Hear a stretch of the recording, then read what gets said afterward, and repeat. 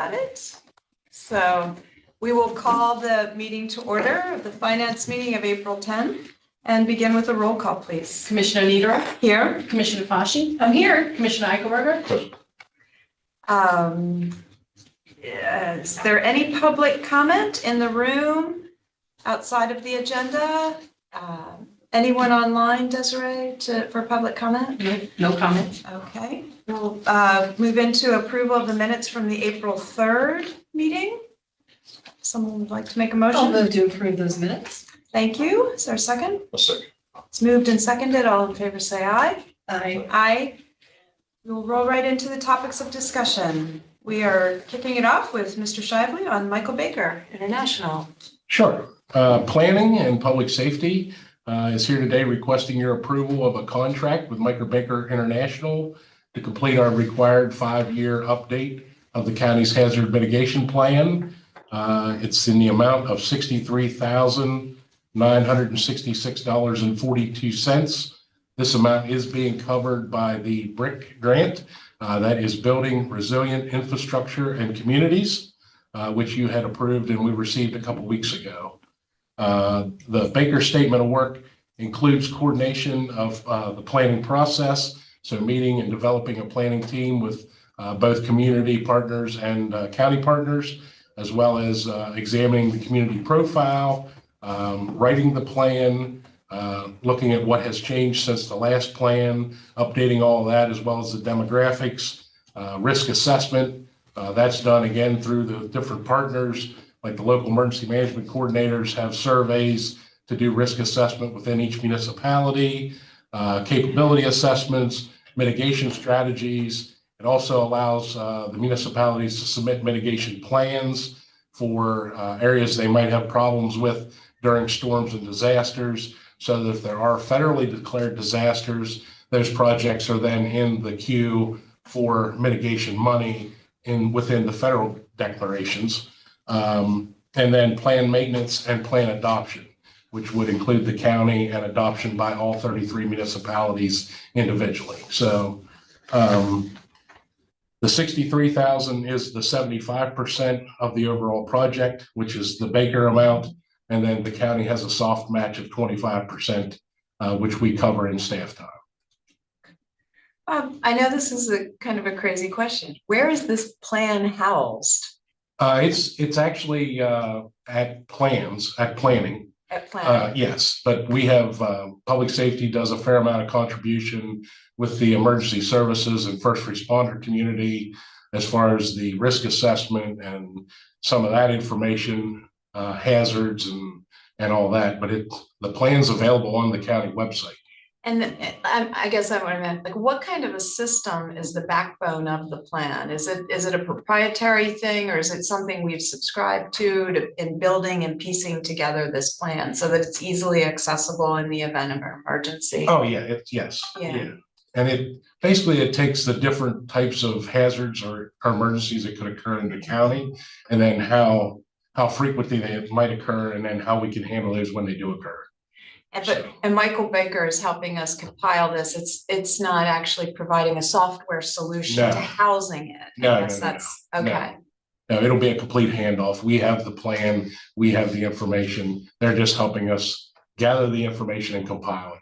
And we're going to be going through a Microsoft update, and it won't impact any of this data that you've amassed and built together on this plan that exists. Okay.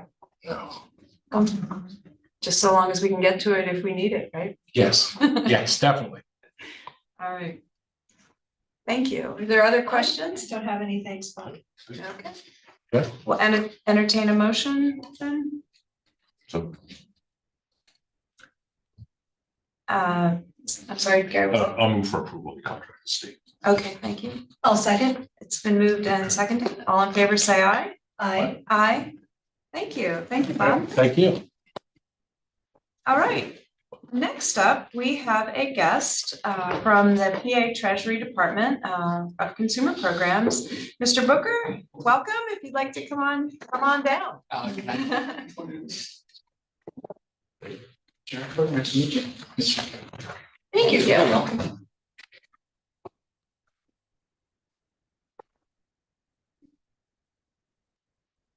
Be on behalf of Treasurer Stacey Garrity and all of us at Pennsylvania Department of Treasury, I want to thank you guys for your invitation to speak today.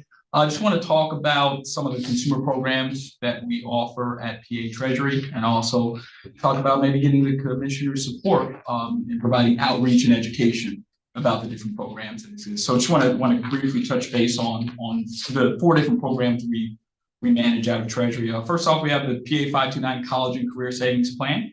It's tax advantage way to save for K through 12 education, college, and career savings. So not just traditional brick and mortar school, trade schools, apprenticeships, stuff like that. You can also save in this account. You earn your money tax free, and you have hopefully thousands of dollars to spend for education. Along those lines, there's the PA Able plan. That's specifically for individuals with disabilities, and it allows them to save money, thousands of tens of thousands of dollars, and not have it impact their eligibility for benefits. So you have people in the community who may want to work, maybe working less than they could because they're scared they're going to lose their benefits. This program was created just for that community, to allow them to work, to save for their future, and not have it impact eligibility. Keystone Scholars is a $100 savings account for every newborn child after 2019. All parents have to do is claim it. Basically free money for college or career training. And here in Cumberland County, the percentage of people who have claimed versus the percentage of people who are eligible is very low. And I think that's just a matter of outreach and education, letting people know. You know, if I went door to door right now and said you want $100 for your grandkids or your kids' education, they're going to say yes, of course. So just finding a way to spread the word about that program. And then lastly, and this is a big one here, and we'll dive a little bit deeper, unclaimed property. It's over $4.5 billion in unclaimed property. Over 50 million of that belongs to businesses and residents right here in Cumberland County. And that's important to me. I live right here in Carlisle, 5 minutes down the road. So I'm not only a member of the Department of Treasury, I'm your neighbor too. So I want to talk about how we can get this money back into Cumberland County. But the commissioners have a presentation in front of them with some statistics, just going over different demographic information from the census and how the different programs can help improve those numbers. But in closing, taking a look at the unclaimed property report that the commissioners have, so you can see once again there's over $50 million in unclaimed property. There's also a list here that talks about the different businesses and has some numbers there, so you can see just on this sheet alone hundreds of thousands of dollars for the businesses right down the road, everything within 35 minutes of here. All we need to do is figure out a strategy to let these individuals know this money exists. And the Treasury staff is glad to help walk anybody through the process for claiming. We've been doing outreach, working with a lot of different commissioners' offices around Central PA and around the state. We've done events, press releases. Basically, we'll go anywhere we need to go to spread the word. And that's why I come to you guys today to say if there's any ideals or strategies or anywhere we can be to help, we'd love your input and support in working to get this money back into Cumberland County. Lastly, with that, outside of just the financial means to save for college, for the future, the statistics show the #1 indicator or the #1 support is employer engagement, if you will. Not even employer match, just an employer saying, hey, we're going to make this easy for you, makes them percentage higher chance they're going to save. So this is something that I'd like to propose to commissioners to maybe getting Cumberland County on, setting the precedence as a payroll partner with the Department of Treasury. And then as we can identify these different businesses and get these millions of dollars back in Cumberland County, letting them know about these consumer programs, letting them know about payroll options. And this is all for my children, for your children, getting the next generation prepared for the future. Thank you. So you've given us a number of different pieces of information, and I know that the director of our Veterans Affairs is actually online, and I wanted to make sure we can kind of maybe have some questions or discussion around the different programs. So I want to make sure, Keter, I believe you're on. If you have any questions you wanted to ask related to the PA Able, please feel free. She raises her hand. She is not, she is on those. Okay. If you decide you want to ask a question, please just raise your hand. We'll take advantage of the expert while he's here. And I think we may have had some folks from our HR department, because I did have preliminary conversations with them about potentially considering offering payroll tax deduction for 529 plans, if people would like to do that. I don't know the feeling of my colleagues on the board, if that would be something that they would be open to exploring for our employees of the county, to allow them to participate in something like that. When you're speaking of payroll partners, that's what you're. Yeah, exactly. And with that, it's no cost or anything like that. It's really just like setting up an ACH instead of it going to the personal bank account. You say send this amount to the other one. We have tons of collateral that we can provide. Basically, no lift for Most of those types of things are handled in county government by the county controllers. So I don't know if you've had any contact with our controller or controller. No, sir, not yet. But I mean, they're going to want to have their say on this. It's an amount of work for them. I have no idea how much. Probably not. It's nothing they haven't done before. Okay. Different other ways, but I think I would need to hear from the controller's office as to their opinion on it, but I'm all for it. Yes, sir.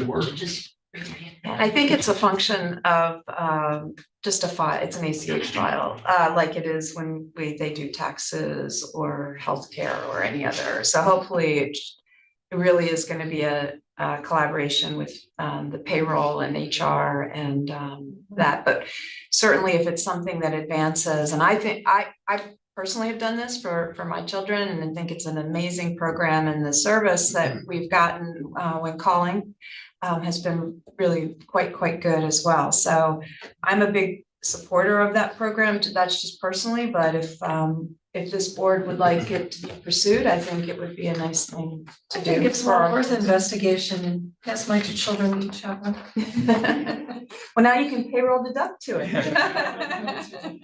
I have one other question. You mentioned about tax advantage. Yes. And I'm not sure if this has changed over the years or not. I was involved in a contract with the state years ago where we were helping promote this. My recollection is a little different, but that's a lot of years ago. So what is the exact tax advantage? Is it tax deferral? Is it tax-free? What's the tax advantage that's involved with the savings? So there's two big ones that impact most people. Now, there are some situation specific benefits, but as far as the growth is concerned, the money grows tax-free. And when you withdraw it, it's tax-free as long as it's used for qualified education, K through 12 college, or career training. Also with that, there's a tax deduction each year. State tax is $18,000 per person per beneficiary per year. So Commissioner Snyder here, she could put $18,000 into her child's account. She's going to get to deduct that off her PA state taxes. It's going to grow over time. She's not going to pay any any taxes while it's growing like you might with the traditional investment account. And then when she withdraws it, not paying taxes on anything she earned either. So the earnings grow tax-free. Yes, sir. Okay. And then the other program that you highlighted, I know I was not familiar with, but my children were born well in advance of 2019.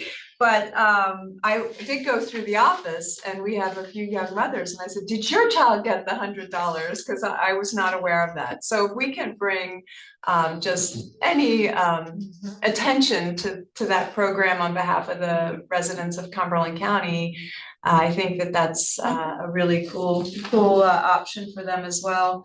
And then last but not least, this unclaimed property is $50 million in Cumberland County alone is just an incredible number. If we can encourage people to just check this out as well. I hadn't, this business listing is pretty extensive.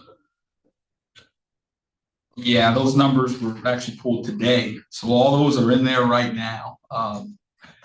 If I am the Central Pennsylvania program manager, if I could go door to door, I would, but I can't. It's just not realistic. But that's where, you guys, the leaders of the community, come in. Any events I could go to, any people I can contact or help, we're willing to do it. This is important to everybody at Treasury and Treasury area as well too, to get this money back into the community. And it's my community. I want to see this money come back to us as well. So.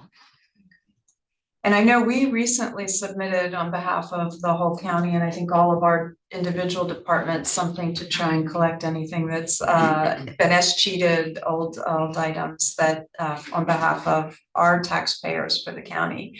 But it's really an interesting list, and I know a couple of people on here, so I will reach out to them myself.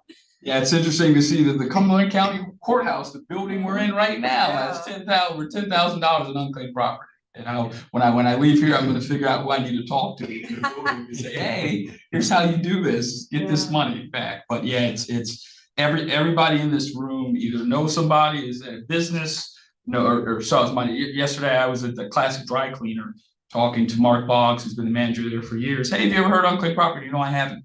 Let me look you up. $1,700 for him, and money for the dry cleaners too. Right there. I mean, it's that simple. It takes all in a day's work for you. Like it's just figuring out a way to get the word out, and that's where any support you guys can give to us at Treasury, we appreciate it. Whether that's, like I said, a press release, other commissioners have done events like drives where we'll come out and set up a booth outside the courthouse. Come out, learn about the programs, claim your unclaimed property.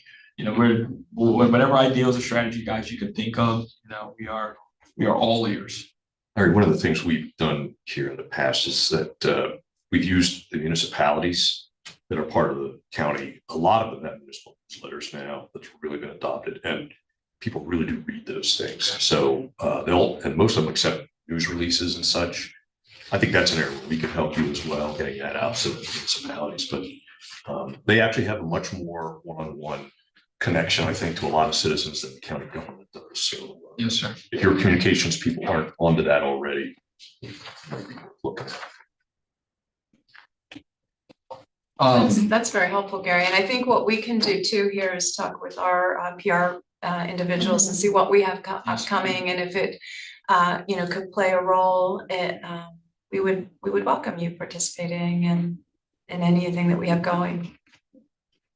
We can do something on our social media to try and get to at least the folks that are attached to the county.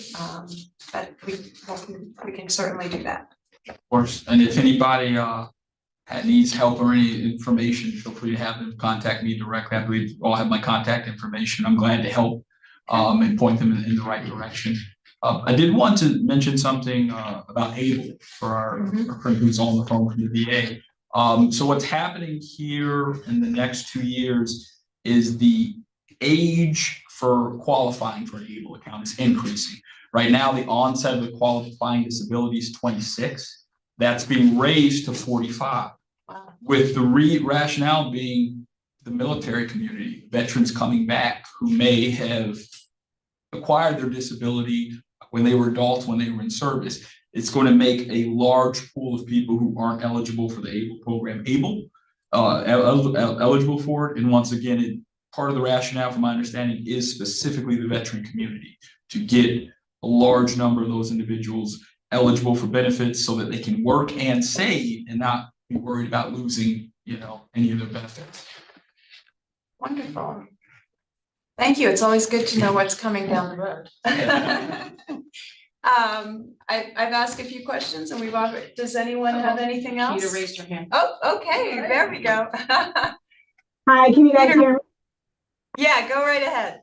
Okay, perfect. Sorry, my apologies. I was in the front of the office. Brittany said, they just called your name, but I wasn't back here enough to hear. So I was chatting with Angela and she just sent me information, and I would love for us to connect and really get very well versed and figure out how we can connect as many of our eligible veterans to this service. So I will, I'll definitely reach out to you. Would love to get a deeper dive into this, because it sounds like we have a lot of people who would qualify. Of course. After the meeting, I'll track down your information. I'll email you, and we'll definitely schedule a time to speak. But I'm the children of two veterans, and my whole family's military, and I can tell you that change is going to help a lot of. It's going to help a lot of people. So yes, that sounds amazing. That's amazing. Okay, yes, great. Please do that. I'm sure someone there can throw my information over to you, and I would love to. And Peter. Yeah, Keita, we'll make sure you connected with Larry. I knew you would want to learn more about this, and especially if they're expanding it. The great job you guys are doing in Veterans Affairs, another arrow in your quiver to help folks will be appreciated, I'm sure. Yeah, sounds great. Thank you so much. Excuse me. One other question on the 529, which is, these days, it's very much, you don't save for college for 17, 18 years, and then your kid goes to school nearly as much. There's all different types of models. There's unconventional students and such who go back to school later, or someone decides they got to go to 1 year of school. They're like, this is not for me. I want to go do something else. So what happens to those savings that are set aside by the parent that are now not going to be used for that purpose? Great question. So a couple of different options. Option one is you can wait. There's no age limit. There's no time restrictions, anything like that. Option two, you can use it for another family member. You can always switch beneficiaries to someone else. Option three, and this one's relatively new, you can move it now into an IRA or into an ABLE account if somebody has a qualifying disability. And then option four, and this one's available to all of us at any time, you can always close the account and just shut it down. And it basically turns into a more traditional investment where now you provide taxes, but just on what you earn, not on the money you put in. So kind of just turns into a normal savings account where you got capital gains. Okay, thank you. Gary, one of the things that I've been joking about in the account is if my children don't use it, I'm going to cooking school. So we'll see. Well, thank you, Larry. Thank you so much, Thanks, Commissioners. Larry. Thank you guys for taking the time and allowing us to speak today. Thank you for coming in. We really appreciate it. Is there any other business to come before the board at this time? Hearing none, I'll entertain a motion for adjournment. So moved. We are adjourned. Thank you.